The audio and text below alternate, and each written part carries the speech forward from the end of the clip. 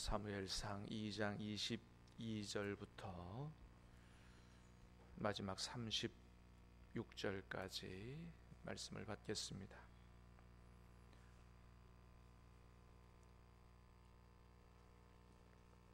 사무엘 2장 22절부터 36절까지입니다.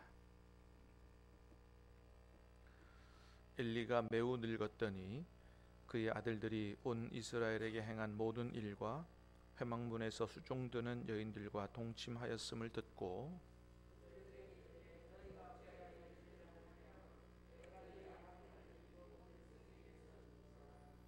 내 아들들아 그리하지 말라. 내게 들리는 소문이 좋지 아니하니라. 너희가 여호와의 백성으로 범죄하게 하는도다.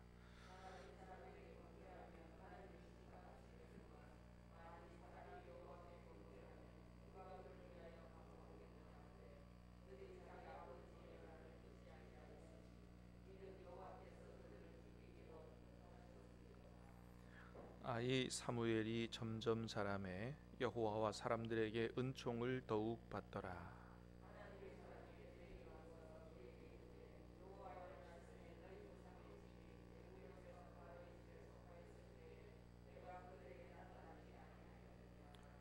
이스라엘 모든 지파 중에서 내가 그를 택하여 내 제사장으로 삼아 그가 내 제단에 올라 분향하며 내 앞에서 에봇을 입게 하지 아니하였느냐? 이스라엘 자손이 드리는 모든 화제를 내가 내 조상의 집에 주지 아니하였느냐?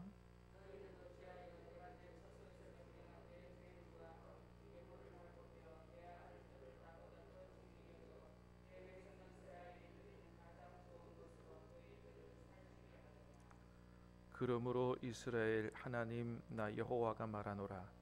내가 전에 내 집과 내 조상의 집이 네 앞에서 영원히 행하리라 하였으나 이제 나 여호와가 말하노니 결단코 그렇게 하지 아니하리라. 나를 존중히 여기는 자를 내가 존중히 여기고 나를 멸시하는 자를 내가 경멸하리라.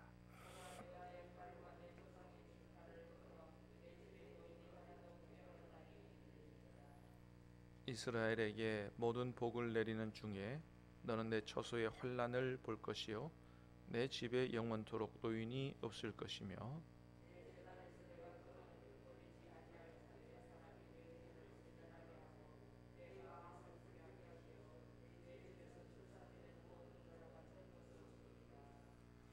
내 두 아들 홈니와 비느하스가 한 날에 죽으리니 그들이 당할 그 일이 내게 표징이 되리라.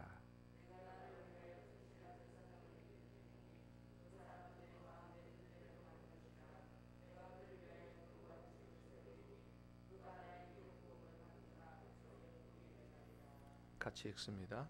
그리고 내 집에 남은 사람이 각기 와서 은 한 조각과 떡 한 동이를 위하여 청하노니 내게 제사장의 직분 하나를 맡겨 내게 떡 조각을 먹게 하소서 하리라 하셨다 하니라. 아멘. 오늘 말씀은 하나님이 엘리 제사장의 집을 심판하시겠다 하는 말씀과 그 이유에 대해서 말씀하고 있는 걸 보게 됩니다. 자, 22절 말씀 다시 보겠습니다. 시작. 엘리가 매우 늙었더니 그의 아들들이 온 이스라엘에게 행한 모든 일과 회막문에서 수종드는 여인들과 동침하였음을 듣고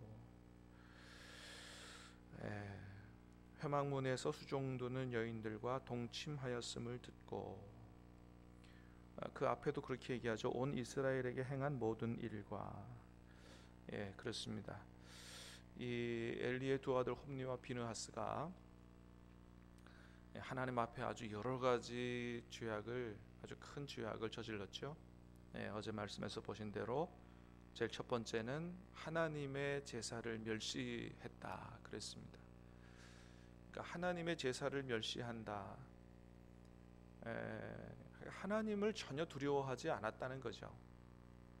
성도들이 하나님 앞에 그 제사를 드릴 때 제물을 가지고 오면 먼저 하나님께 드리고 난 이후에 나중에 제사장에게 돌아갈 몫을 가져가야 되는데 하나님께 드리기도 전에 먼저 가져가서 그저 뭐 솥이나 냄비에나 쇠살 갈고리를 꽂아서 나오는 대로 지금 안 된다 그러면 막 강탈해서 이렇게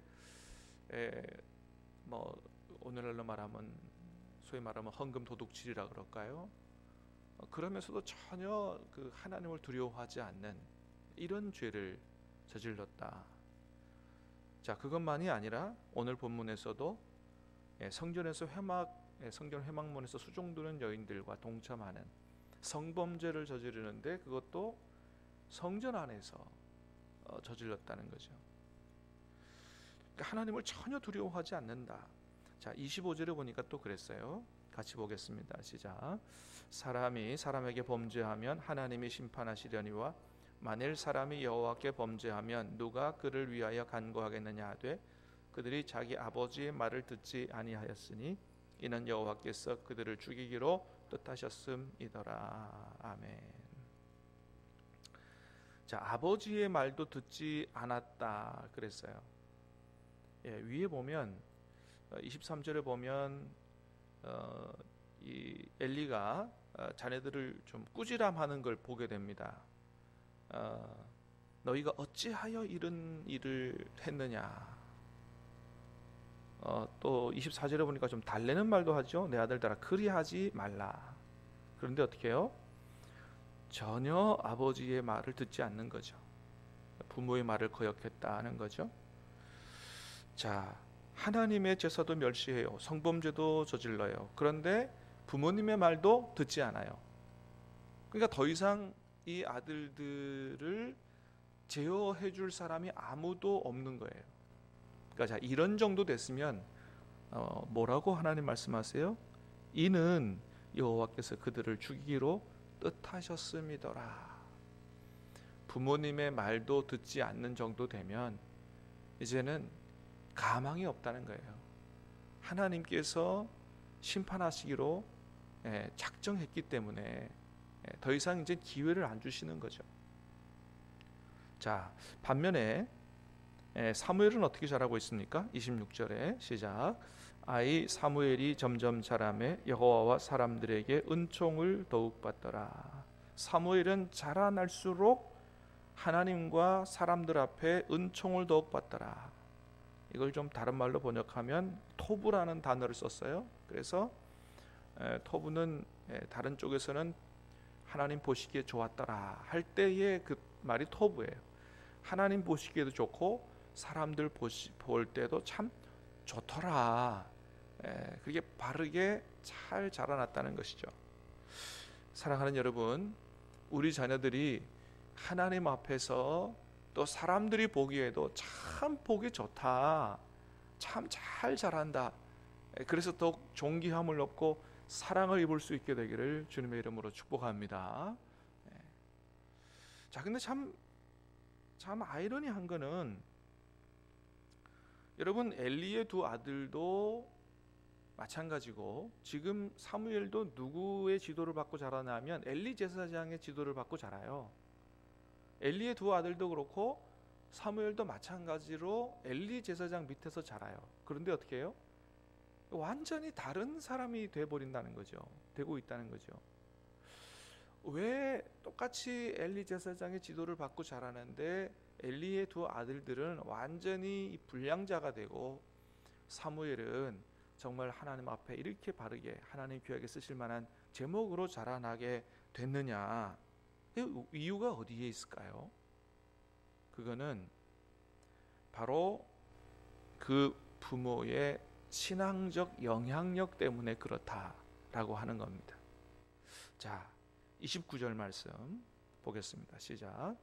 너희는 어찌하여 내가 내 처소에서 명령한 내 제물과 예물을 밟으며 내 아들들을 나보다 더 중히 여겨 내 백성 이스라엘이 드리는 가장 좋은 것으로 너희들을 살찌게 하느냐.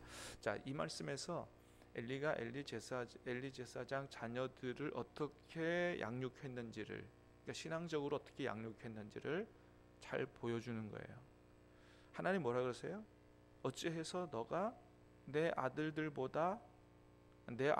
나보다 더 중히 여겼느냐, 그 말씀을 하세요. 그러니까 엘리 제사장이지만 하나님보다 자녀들을 더 귀하게 여겼다는 거예요. 그러니까 하나님보다 더 귀하게 여겼으니까 어떻게 키웠겠어요? 오냐 키운 거죠. 그러니까 한마디로 말하면 사랑의 눈먼 부모가 된 거죠. 자, 하여튼 그러다 보니까 오늘 말씀에서 이렇게 가만히 좀 들여다보면 자녀들과 이 관계가 자라나면 자라날수록 이제 너무 오냐 키워서 그런지 이렇게 부모의 말도 안 듣는 자녀들이 되고 깊은 대화가 이루어지지 않는 이런 관계가 되어버린 것 같습니다. 그래서 이런 엄청난 죄를 졌는데 이 아들들의 잘못을 아들들에게서 직접 듣지 못하고 소문으로 들었다 그랬어요. 아버지와 아들들의 관계가 건강하지 않다는 것을 잘 보여주는 것이죠. 자, 엘리 제사장은 하나님보다 아들들을 더 귀하게 여겼다 그랬는데 여러분 한나의 경우는 어떻습니까? 한나는 정말 어떻게 얻은 아들이에요. 어떻게 얻은 아들인데 그 아들을 누구에게 바쳤다고요? 하나님께 바쳤다 그랬어요. 이게 뭐예요? 그 아들보다 하나님을 더 소중하게 여겼다는 것을 잘 보여주는 거죠. 그래서 우리가 지난 며칠 전에 사무엘상 2장 첫 번째서부터 봤어요. 그죠? 사무엘을 바칠 때에 얼마나 기뻐하면서 하나님을 찬양했는가를 우리가 잘 봤는데 정말 여러 아들 중에 하나도 아니고 하나밖에 없는 정말 기도해서 얻은 자기 어떻게 보면 생명보다 더 귀한 그 아들을 하나님께 바쳤다는 것은 하나님을 더 귀하게 여겼다는 것을 그대로 보여주는 것이죠. 자, 그러나 한나는 자기가 어머니로서 자녀에게 대해서 해야 될 일을 아주 충실하게 했다는 것을 보여주는 게 뭐냐 하면 매년마다 성소에 올라갈 때마다 사무엘이 입을 겉옷을 지어다 줬다 그랬습니다. 이건 여러분 매년마다 아마 했을 거예요. 왜냐하면 사무엘이 어렸으니까 뭐예요? 매년마다 키가 크거든요. 그러니까 한 번 지어다 주고 두 번 지어다 주고 끝날 수가 없어요. 매년마다 지어다 줘야 돼요. 근데 여러분 그 옷을 지으면서 한나가 어떻게 했겠어요?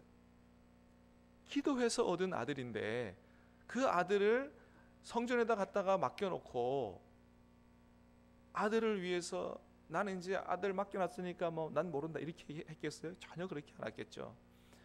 옷을 지으면서 기도하면서 매일매일 그 아들을 위해서 기도하며 옷을 짓고 그런 어머니의 모습이 눈앞에 선이 그려집니다. 그러니까 얼마나 다르게 자녀 양육을 했는지를 우리가 잘 볼 수가 있다는 것이죠. 자, 그래서 결국은 엘리 제사장 두 아들 홈리와 비느하스가 이제는 더 이상 방법이 없고 부모의 말까지 듣지 않게 되자 심판을 하시겠다고 말씀하시는데 31절 보니까 후손이 몰락을 한다고 하나님 말씀하세요. 31절 시작. 보라, 내가 내 팔과 내 조상의 팔을 끊어 내 집에 노인이 하나도 없게 하는 날이 이를지라. 33절도 보겠습니다. 시작. 내 제단에서 내가 끊어버리지 아니할 내 사람이 내 눈을 쇠잔하게 하고 내 마음을 슬프게 할 것이요 내 집에서 출산되는 모든 자가 젊어서 죽으리라. 후손이 완전히 몰락하게 된다. 젊어서 다 죽게 된다는 거죠. 자, 그런데 뭐 몇 사람이 남는다고 해도 그 사람들이 어떻게 되느냐. 36절 시작. 그리고 내 집에 남은 사람이 각기 와서 은 한 조각과 떡 한 덩이를 위하여 엎드려 이르되 청하노니 내게 제사장의 직분 하나를 맡겨 내게 떡 조각을 먹게 하소서 하리라 하셨다 하니라. 그러니까 몇 사람이 남는다 그래도 나중에 제사장 직분 하나 얻어서 먹고 살기 위해서 막 간절하게 비는 뭐 이런 아주 참 처량한 신세로 전락하게 되는, 제사장 직분도 이제는 먹고 살기 위해서 막 이렇게 해야 되는 이런 지경에 이르게 된다라고 말씀하십니다. 자, 그 다음에 세 번째 32절 시작. 이스라엘에게 모든 복을 내리는 중에 너는 내 처소의 환난을 볼 것이요 내 집에 영원토록 노인이 없을 것이며. 이 사무엘상을 주석한 김구원 교수님이라고 하는 분은 이 본문의 번역이 충분치 않다. 그래서 번역을 다시 했는데 어떻게 했냐면 이렇게 했어요. 이스라엘에게 복을 내리는 중에 그것을 시기하는 마음으로 바라만 보게 될 것이다. 이렇게 얘기했습니다. 그렇습니다. 하나님이 다른 집에 복을 내릴 때 이 엘리 제사장 집에 남은 자손들은 어떻게 해요? 다른 집 자손들이 복 받는 것을 부러운 마음으로 그저 바라만 보게 되는. 여러분, 사실은 엘리 제사장이 하나님께서 하나님 가장 가까이 섬기면서 가장 하나님의 복을 많이 받고 그 복을 이스라엘 모든 자손들에게로 흘러보내는 축복의 통로로 선택받은 사람들이거든요. 그런데 하나님을 경외하지 않고 그리고 범죄하고 회개하지 않고 이러니까 완전히 그 가문이 몰락하게 되고 오히려 다른 자손들이 다른 집안이 복받는 거 부러워하게 된다고 말씀하시는 걸 보게 됩니다. 사랑하는 여러분, 하나님을 경외하고 무엇보다 하나님을 존중하는 신앙이 이것이 우리와 우리 자녀손들을 위해서 복받는 비결인 줄로 믿습니다. 그래서 하나님 오늘 그렇게 말씀하세요. 30절 말씀 같이 봅니다. 시작. 그러므로 이스라엘의 하나님 나 여호와가 말하노라. 내가 전에 내 집과 내 조상의 집이 내 앞에 영원히 행하리라 하였으나 이제 나 여호와가 말하노니 결단코 그렇게 하지 아니하리라. 나를 존중히 여기는 자를 내가 존중히 여기고 나를 멸시하는 자를 내가 경멸하리라. 아멘. 자, 나를 존중히 여기는 자를 내가 존중히 여기고 나를 멸시하는 자를 내가 경멸하리라. 사랑하는 여러분, 우리는 하나님을 무엇보다도 누구보다도 더 사랑하고 존중하며 경외할 수 있게 되기를 주님의 이름으로 축복합니다. 이것이 바로 나와 우리 자손들을 위하는 것이다. 하나님을 가장 우선적으로 사랑하고 존경하고 사는 것이 복을 받는 비결이다. 이런 믿음으로 저와 여러분의 가정과 가문이 자손만대 하나님의 복을 받을 수 있게 되기를 주님의 이름으로 축복합니다. 기도하겠습니다. 은혜로우신 주님 감사합니다. 오늘도 우리에게 생명의 말씀을 허락해 주시고 우리가 어떻게 하나님을 섬겨야 될지 또 어떻게 섬기는 것이 우리 자녀들에게 복이 되는지 하나님 잘 깨닫게 해 주시옵을 감사합니다.